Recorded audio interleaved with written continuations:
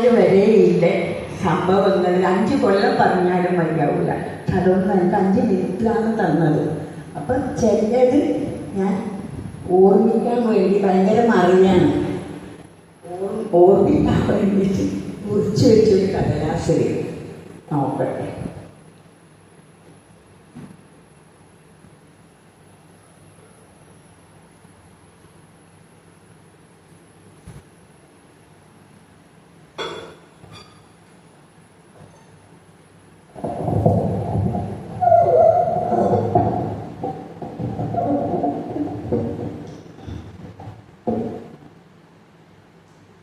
Sai Ram 70 first ആദ്യം തന്നെ 4 മക്കളെയും കൂട്ടി ഞാനും പ്രഭാകരൻ്റെ അച്ഛനും കൂടി വണ്ടിയിൽ, അന്ന് ആ സമയത്ത് പെരുകൊണ്ടവരെ ഉണ്ടാവും ആ വണ്ടി. പെരുകൊണ്ടിയിൽ ഒരു ആ സമയത്ത് കാളവണ്ടിയാണ് എല്ലാവർക്കും, വേറെ ഒരു വാഹനം ബസ്സോ വണ്ടിയോ ഒന്നുമില്ല. ആടുന്ന് കാളവണ്ടിയിൽ ഈ ചെറിയ 4 കുട്ടിയും കൊണ്ട് അതിൽ കയറി നേരെ വിട്ടു. പുട്ടപർത്തിയെത്തി. അവിടെ എത്തുമ്പോഴേക്ക് ഒന്നുമില്ല, ചുറ്റും മരങ്ങൾ മാത്രം. തണുപ്പ് കാലം ഉണ്ടായി, ഭയങ്കര തണുപ്പായിരുന്നു.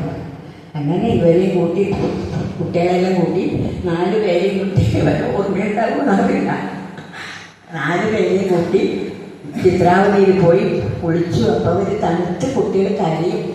ഞാനതൊന്നും വില വെച്ചില്ല, കുളിപ്പിച്ച്.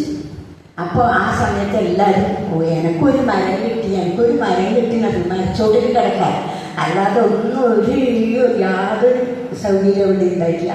അങ്ങനെ ഒരു തുണി വെച്ച് ഞങ്ങൾ അമ്മയും മക്കളും അച്ഛനും അപ്പനും എല്ലാം കിടന്ന് പിറ്റേ ദിവസം രാവിലെ കുറച്ച് ദിവസം അവിടെ താമസിച്ച് പിന്നെ എന്താണെന്ന് പറഞ്ഞാൽ, പിന്നെ അവിടെ മറ്റേ ഇതുണ്ടല്ലോ, അപ്പത്തെ എന്താ പറയണ്ട, ആ ബിൽഡിങ്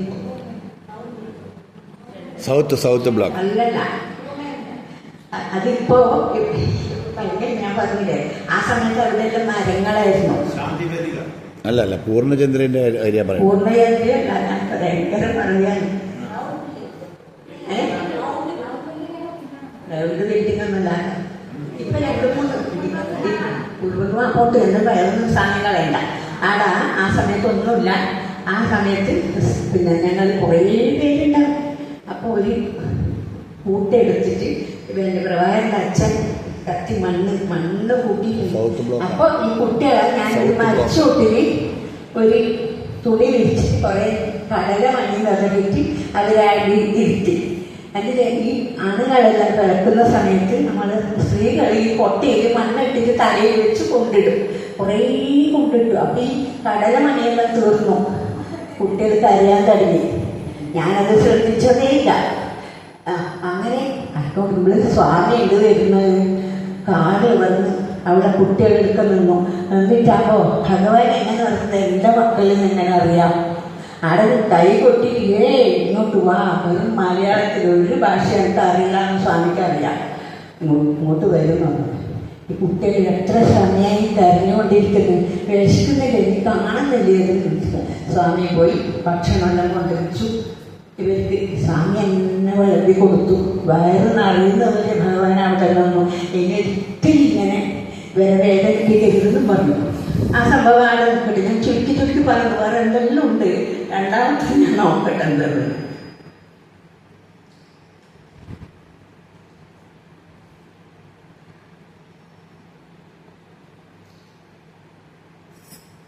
അത് ഞങ്ങളുടെ റൗണ്ട് ബിൽഡിങ്ങിൻ്റെ പിന്നെ പണിയെടുത്ത് സ്വാമി പോകും. ഈ റൗണ്ട് ബിൽഡിങ്ങാണ് കേട്ടോ, അതാണ് പറയുന്നത്. പിന്നെ കുറച്ച് കാലം കഴിഞ്ഞിട്ടാകുമ്പോൾ പിന്നെ സ്വാമി ഈ ഇൻ്റർവ്യൂ തന്നു നമുക്ക്, അച്ഛനും അമ്മക്കും മക്കൾക്കും. അപ്പോൾ ആ സമയത്ത് ഭഗവാൻ ചോദിച്ചു, പുരുഷൻ വന്നില്ലേ ചോദിച്ചു. വന്നു. സ്വാമി പോയി അവിടെ ഇന്ന് ഭഗവാൻ എടുത്ത് നിന്നു. വിളിക്കുന്നു പറഞ്ഞു. എങ്ങനെ വിളിക്കണ്ട, കുറേ പുരുഷന്മാരെ തല മാത്രം കാണുന്നു. ഇങ്ങനെ ആക്കാൻ പറഞ്ഞു സ്വാമി. സ്വാമി എടുത്ത് നിൽക്കുന്നുണ്ട്. ഇങ്ങനെ ആക്കുമ്പോൾ വന്നു. അപ്പോൾ ഞങ്ങളെ കൂടെ കുറച്ച് പുരുഷന്മാരെല്ലാം വന്നു. അവരെല്ലാം വന്ന് എത്തുമ്പോൾ സ്വാമി പറഞ്ഞു, ഞങ്ങളെല്ലാം അങ്ങോട്ട് പോയിക്കോളും. എൻ്റെ അച്ഛനെ മാത്രം പിടിച്ച് ഇതിൻ്റെ ഒരു റൂമിൽ കൊണ്ടുപോയി വാതിലടച്ചു. അപ്പൊ എന്താ സുഖം, ഭഗവാൻ കസേര വെച്ച് ഭഗവാന്റെ കാലിൻ്റെ അടുത്താണ് ഞങ്ങളെല്ലാം ഇരിക്കുന്നത്, ഇത്ര എടുത്താണ്.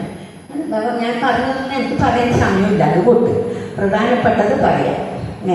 ഇങ്ങനെ ഓരോന്നെ എൻ്റെ അമ്മയും ഉണ്ടായിരുന്നു ക്യാൻസർ ആയിട്ട്, ഞാൻ പറഞ്ഞതിന് മുമ്പേ പറഞ്ഞാൽ ഒരു സമയം കളയണ്ട.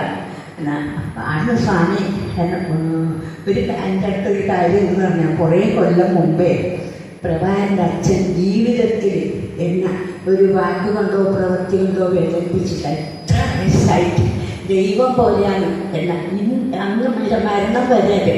അപ്പോൾ ഒരു സമയത്ത് പെട്ടെന്ന് മനുഷ്യരല്ലേ, നീ ഒന്നും മിണ്ടാതിരിക്കുമെന്ന് പറഞ്ഞു. എന്തോ വർത്തമാനം പറയുമ്പോൾ ഒന്നും മിണ്ടാതിരിക്കുന്നു. അതെന്ത് നെഞ്ഞിങ്ങനെ പൊട്ടും പോലെ ആ ഒച്ചക്കെട്ട് സംസാരിച്ചില്ലേ, ഞാനൊന്നും മിണ്ടാതെ പുലാറൂമിൽ പോയി പൊട്ടിക്കായിരുന്നു. ഇത്രയും മടിഞ്ഞതിന് വഴിയെന്നെ വന്നിട്ടില്ല, ഞാൻ അറിയാതെ പറഞ്ഞു പോയി എന്നെല്ലാം പറഞ്ഞു. ആ കാര്യം ഇൻ്റർവ്യൂ സമയത്ത് സ്വാമി പറഞ്ഞു, നീ ഇവിടെ ഒരു വാക്ക് കൊണ്ട് ശബ്ദം ഉയർത്തിയിട്ട് വഴക്ക് പറഞ്ഞില്ലേ, ഒരിക്കലും പറയരുത്, ഇവിടെ പാവാണെന്ന് പറഞ്ഞിട്ട് എൻ്റെ പുറത്ത് പൊട്ടി. സ്വാമി കുറേ സംസാരിച്ചു, അതിപ്പോൾ പറയാൻ വലിയ സമയമില്ല. അതും കഴിഞ്ഞ് പിന്നെ രണ്ടാമത് വേറൊരു അനുഭവം. പിന്നെ ഒരു തവണ ബാംഗ്ലൂരേക്ക് ഞാൻ അച്ഛൻ അത് പ്രഭാകരൻ പിന്നെ വൈറ്റ് വീട്ടിൽ ആ സമ്മർ കോഴ്സിന് പോയ സമയത്ത് അതൊന്നും എനിക്ക് ഓർമ്മയില്ല, അതുകൊണ്ട് മുതലിൽ എഴുതി വെച്ചിട്ടുണ്ട് സകലത്. ഇത് നമ്മൾ പോവാൻ ഞങ്ങൾ രണ്ടുപേരും പോയിപ്പോൾ ഇവർക്ക് സ്ഥലം വിട്ടുപോയി. കാടുകോടി എന്ന് പറഞ്ഞ സ്ഥലത്ത് ബസ് ഇറങ്ങിപ്പോയി. കാടുകോടി അവിടുന്ന് നടന്നാലും ഉച്ചക്ക് 12 മണി കാടുകോടിയല്ല, വൈറ്റ് ഫീൽഡിൽ ഇറങ്ങി എന്നിട്ട് കാടുകോടിക്ക് നടന്നു. എന്താ പറയും, അങ്ങനെ എന്ന് പറഞ്ഞ് 12 മണിയാണ് സമയം ഉച്ചക്ക്. കുറേ നടന്നു. അപ്പം ഇവർ വിചാരിച്ചു, അച്ഛൻ വിചാരിച്ചു രാത്രിയെല്ലാം നടക്കുന്നുണ്ട്. ഞാൻ നടന്നെത്തി ചെറിയൊരു മണി പോലെ കാണുന്നു. ആടും ഞങ്ങൾക്ക് ക്ഷീണാവില്ല. പണ്ടേ ടൗണൊന്നുമില്ലല്ലോ, വാഹനമില്ല, ഒന്നുമില്ല. ഞാനവിടെ കിടന്നു, റോഡിൽ കിടന്നു.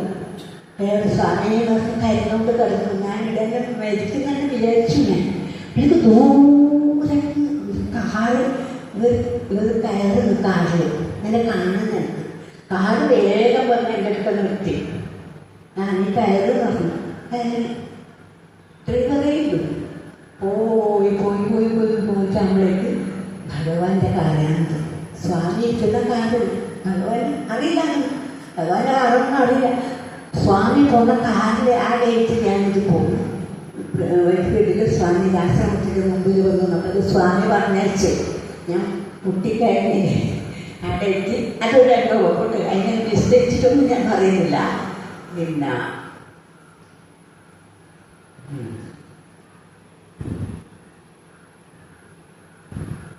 പിന്നെ എന്തെന്ന് പറഞ്ഞാൽ അത് കുറച്ച് ഒരു 8-10 കൊല്ലമായി തോന്നുന്നു. എനിക്ക് ഒരു ഭാഗം കൈ, വലത് ഭാഗം കൈ തടഞ്ഞിട്ട് പറ്റൂല ഞങ്ങൾക്ക്. അപ്പം ഡ്യൂട്ടിക്ക് പോകണം കുട്ടവർത്തിക്ക്. ഞാൻ എങ്ങനെ പോകും? ഭയങ്കര സങ്കടമായിട്ട് ഞാൻ വരാന്തയിൽ സിറ്റ് ഔട്ടിലെ വീട്ടിൽ ഉച്ചക്ക് 11 മണിക്ക് വന്ന് എന്നെ എഴുതി വെച്ചിട്ടുണ്ട് സമയമുള്ള ഒരു വലിയ ഫയലുണ്ട് കിട്ടും. അത് ഇപ്പോഴും എത്രയോ പേര് സമിതിന്നവരെല്ലാം പറഞ്ഞിട്ടാണ് ഞാനതെല്ലാം പണ്ടേ എഴുതി വെച്ചിട്ടുണ്ട്. അങ്ങനെ ഞാനിങ്ങനെ സ്വാമിയോട് തന്നെ പറഞ്ഞു, ആരുമില്ല ആ സമയത്ത് വീട്ടിൽ. സ്വാമി ഞാൻ എങ്ങനെ പുട്ടപ്പെട്ടി ഞാൻ എങ്ങനെ നിൻ്റെ അടുത്ത് ഡ്യൂട്ടിക്ക് വരും? ഞാൻ സ്വാമിയുടെ വേറെ കാര്യങ്ങളോട് എല്ലാവരും പറയുന്നത് ഈ ഫോട്ടോ ഉണ്ടല്ലോ, ഫോട്ടോ എല്ലാം കിട്ടും. ശരിക്കും സ്വാമിയാണത്. അതുപോലെ പ്രകാരം പറയുമ്പോൾ കുറച്ച് കഴിയുമ്പോൾ പിന്നെയാണ് പറഞ്ഞൊരു സംഭവം. പക്ഷെ ഞാനിപ്പോൾ ഒന്നും പറയുന്നില്ല, ഇപ്പോൾ 19-ന് പറയുന്നില്ല. എന്നിട്ട് ഞാൻ എന്ത് ചെയ്തെന്ന് പറഞ്ഞാൽ സ്വാമി ഇത് പറഞ്ഞപ്പോൾ ഞാൻ അവിടെ നോക്കിയിട്ട് കൈ സുഖമില്ലാതെ കയ്യില് അത് കൂടായ കാര്യം പറയുമ്പോൾ കൈ സുഖമില്ലാഞ്ഞിട്ട് ഇങ്ങനെ നിൽക്കുന്ന സമയത്ത് ഞാൻ പറഞ്ഞു, സ്വാമി ഞാൻ എങ്ങനെ ഡ്യൂട്ടിക്ക് വരും? എങ്ങനെ ഞാൻ ഇങ്ങനെ കരഞ്ഞോണ്ടിരിക്കുമ്പോൾ തൂണുണ്ട്, ഇങ്ങനെ ഈ തൂണിൻ്റെ മുകളിൽ ഞങ്ങൾക്ക് കാണുന്നില്ല. സ്വാമി പറയുന്നു, ഒരു പേനയും കടലാസും എടുത്ത് വാങ്ങി ശബ്ദമൊക്കെ അവനോടാ പറഞ്ഞത്. പോയി ഞാനൊരു പേനയും കടലാസും എടുത്തു എഴുത് സ്വാമി, ഞാൻ എങ്ങനെ എഴുതും? 8 വരിയൊക്കെ എഴുതാൻ പറ്റുമോ? എങ്ങനെ എഴുതും? ഞാൻ സ്വാമി ഇങ്ങനെ പറഞ്ഞു ബ്രാൻഡത്തിനെ പോലെ. പക്ഷെ പേടിയോ കാര്യോ ഒന്നുമില്ല. എന്നോട് എഴുതാനാ പറഞ്ഞത്. എഴുതുന്നു ഞാൻ. എനിക്ക് സ്വാമി 2 വരി പാടി തന്നു. ഞാൻ ഫുൾ പാടുമ്പോൾ നിങ്ങൾക്ക് സമയം ഉണ്ടായില്ല. സായി ദർശനം പുണ്യദർശനം സായി സ്പർശനം പാപനാശനം സായി ഭാഷണം വേദവാക്യം ഭക്തിവാസനേ സ്വാമി വിശ്വനായക മത്സ്യമായതും കൂർമ്മമായതും വരാഹമായതും നരസിംഹമായതും രാമനായതും കൃഷ്ണനായതും ഭക്തിവാസനേ സ്വാമി വിശ്വനായക സായി ദർശനം പുണ്യദർശനം സായി സ്പർശനം പാപനാശനം അമ്മയാണു നീ അച്ഛനാണു നീ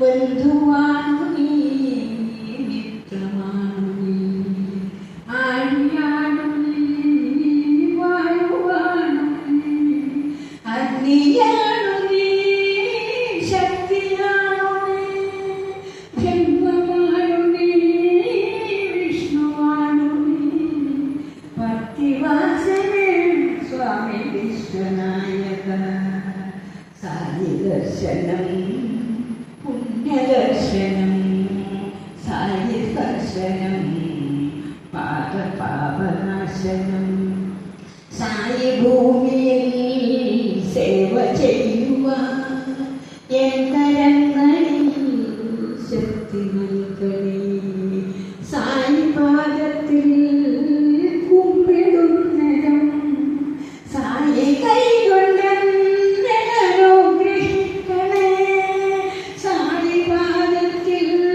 നമസ്കരിക്കുന്ന പാദപത്മത്തിൽ അണിഞ്ഞു ചേരുന്ന ശരണ സായിയേ സ്വാമി ശരണ സായിയേ ശരണ സായിയേ സ്വാമി ശരണ സായിയേ ശരണ സായിയേ സ്വാമി ശരണ സായിയേ ശരണ സായിയേ സ്വാമി ശരണ സായിയേ ശരണ സായിയേ ശരണ സായിയേ.